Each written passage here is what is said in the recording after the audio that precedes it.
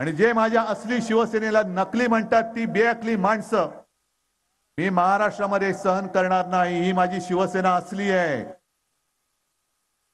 आमचं नाणं खणखणीत आहे, ठणठणीत आहे, मोदींसारखं तकलादू नाहीये। मोदींचं नाणं महाराष्ट्रामध्ये चालत नाही, म्हणून तुम्हाला माझ्या वडिलांचा फोटो बाजूला लावावा लागतोय।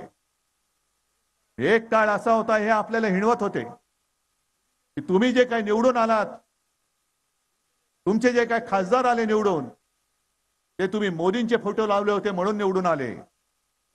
मी माझ्या वडिलांचा फोटो लावून निवडणूक लढतोय। इथले जे गद्दार आहेत, घटनाबाह्य मुख्यमंत्री, त्यांनी त्यांच्या वडिलांचा फोटो लावून निवडणूक लढून दाखवावी, होऊन जाऊ दे। आणि राजकारणातले तुमचे बाप जर मोदी असतील तर त्यांचा फोटो लावा। हिंदू हृदय सम्राटांचा लावू नका, तेवढी तुमची पात्रता नाही, तुमची योग्यता नाही। कारण गद्दार म्हटल्यानंतर त्या गद्दाराच्या हातामध्ये भगवा झेंडा आणि शिवसेना प्रमुखांचा फोटो त्यांच्या बाजूला शोभत नाहीये। ही संघटना ही मर्दांची संघटना आहे। आजपर्यंत तुमच्या सगळ्या गोष्टी आम्ही सहन करत आलो।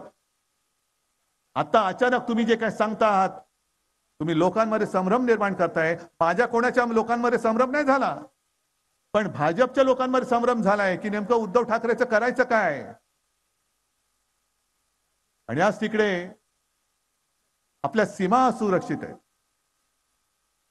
लेह लडाख मध्ये पेटलेलं आहे, मणिपूर मध्ये पेटलेलं आहे, काल परवाकडे काश्मीर मध्ये पुन्हा हल्ला झाला। का हो तुम्ही 370 कलम काढलत ना?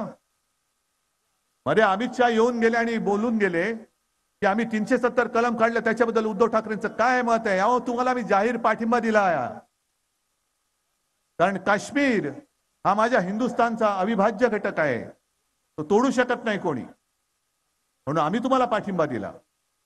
पण त्याच काश्मीरमध्ये जवानांवरती आजही हल्ले होत आहेत। पण 10 वर्ष तुम्ही खुर्च्या उभवताय, अजूनही माझा काश्मीर हा सुरक्षित तुम्ही का करू शकला नाही?